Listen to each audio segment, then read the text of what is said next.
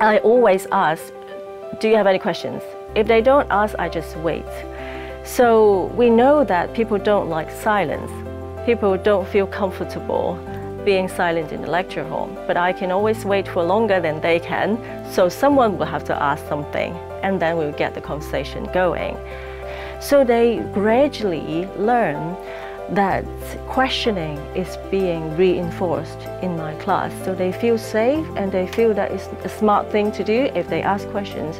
And whatever questions that they have for me will become part of the discussion. Education is about the students, not the teachers. The purpose of education is for students' growth and learning. So the first question I would ask myself as a teacher is not what I want to teach, but what they need to know. So we always have to put students in the center of the teaching and learning activities. Improv games have been used in actress or actor training where they would have to see the invisible. By doing that, they realize that they need to be able to observe the other person in a very careful way to really empathize with the other person.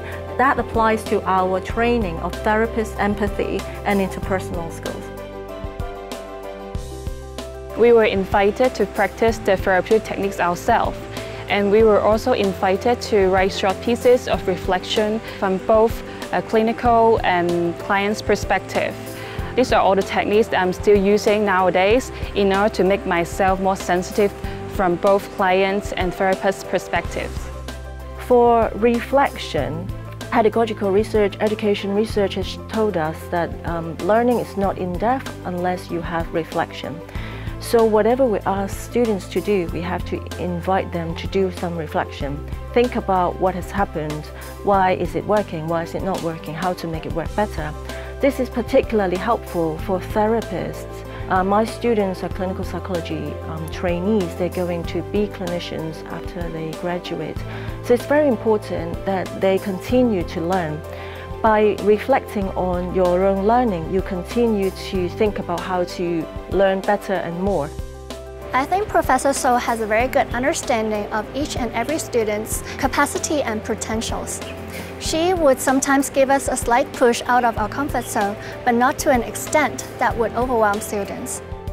But I think what is really touching my heart deeply is when I see my students failing something and then they stand up again. As clinical tutor, I work with students who struggle with their clinical placements. They might have failed the placements, or they might have a lot of self-doubt in the placements, and they would come and cry and talk to me for hours.